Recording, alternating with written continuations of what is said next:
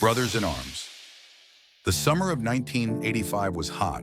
In the small town of Bloomington, Indiana, 5 elderly men gathered. They were united by the past, war, endured pain, and a friendship forged in battle. Sam Collins, a former sergeant of the 101st Airborne Division, met his old friends at the home of Henry Wells, a radio operator and childhood friend. They were joined by Tom Rivers, a machine gunner, George Red Harper, a medic, and Franklin Jameson, a tank operator.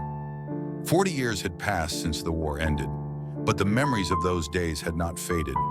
They recalled landing in Normandy in June 1944, fighting in the Ardennes, and losing their comrades. Henry still kept the letter he had written the night before the landing, not knowing if he would survive the next day. "I left it in my uniform pocket and forgot about it in the morning.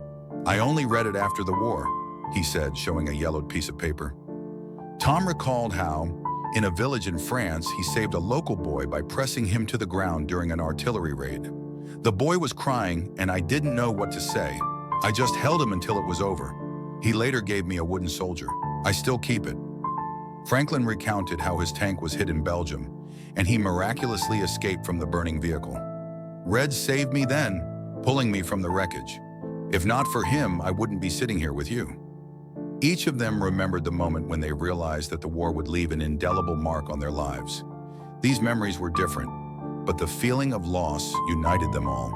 Although the war had long ended, the veterans spoke not only about the past but also about the future, how life, families, and the world around them had changed.